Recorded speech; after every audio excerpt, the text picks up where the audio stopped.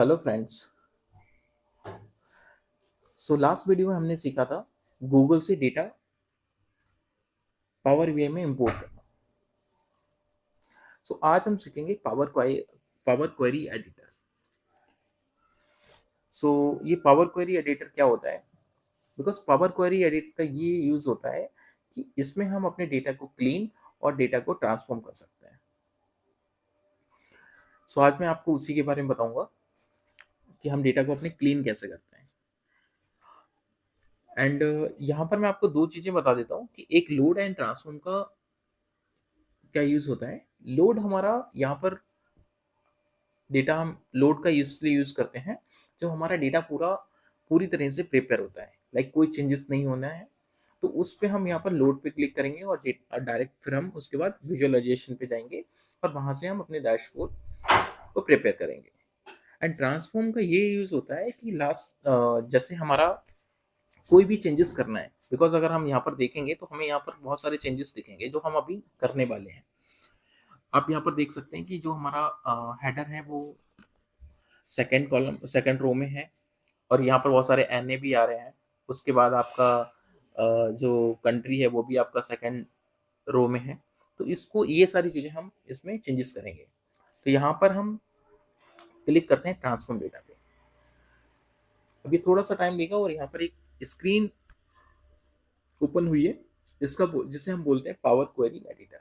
और ये बहुत मोस्ट इंपॉर्टेंट है बिकॉज ये पावर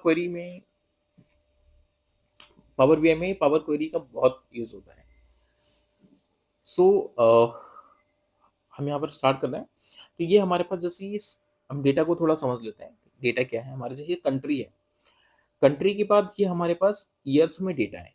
तो ईयर्स में अब इस टाइप से आपका डेटा है, इस टाइप में भी डेटा भी तो आपका कम लग रहा है थोड़ा सा, ठीक है। ये अब कॉलम्स बहुत ज्यादा है, ठीक है, इसमें रो कम है। तो अब इसको हम क्या करेंगे, हमें ये अब यहाँ पर चेंजेस करने हैं। आप यहाँ पर देख पा रहे हैं, यहाँ पर 2029 का डेटा है, 28 का डेटा है, 27 का डेटा है। तो इस डेटा में एन ए बी है। अब इस एन ए बी हमें रिमूव करना है।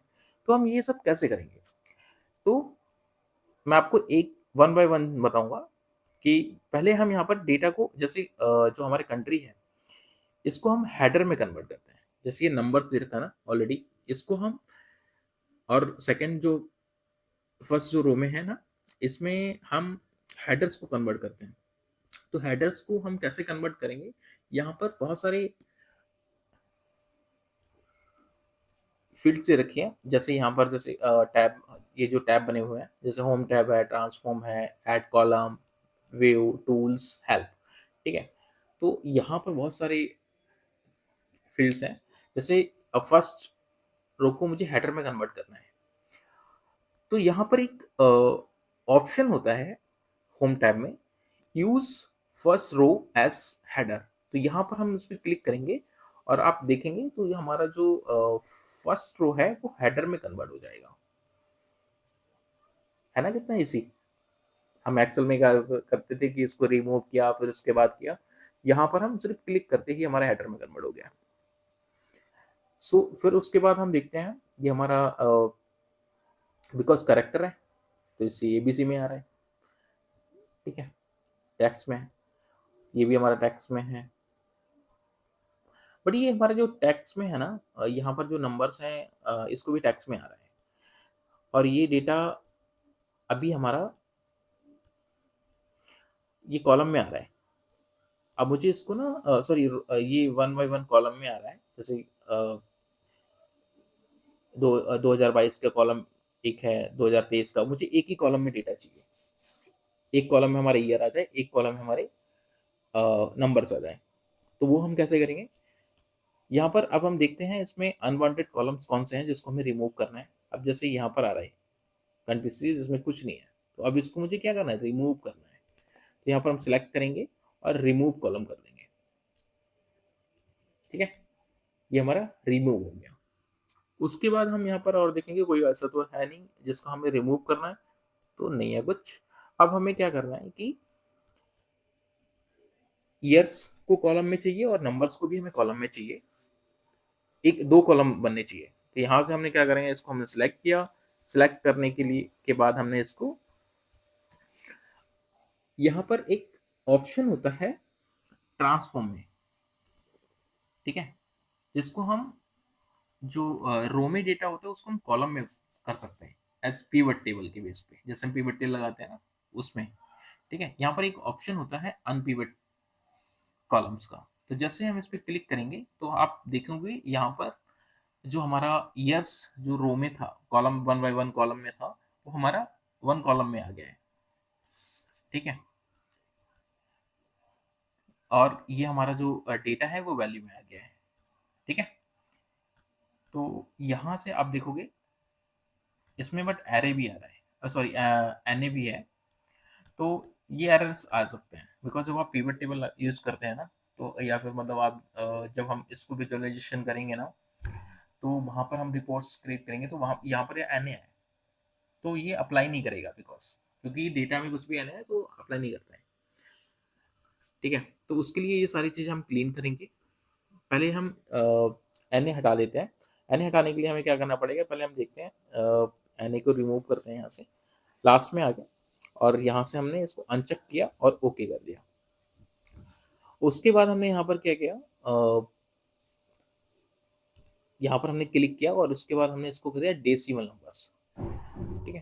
तो डेसिमल नंबर जैसे करेंगे उसके बाद ये आप देखेंगे यहाँ से एनए रिमूव हो गया होगा, है ना। तो ये हमारा एनए रिमूव हो गया है। तो उसके बाद अब हमें क्या करना है, यहाँ पर ये वैल्यू आ गई हमारी।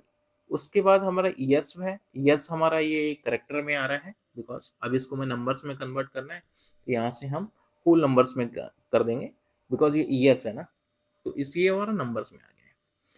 तो ये हमारा करेक्टर है, ये करेक्टर है बिकॉज एबीसी यहाँ से आप पहचान सकते हैं कि ABC is a character and numbers 1 2 3 like, ठीक है।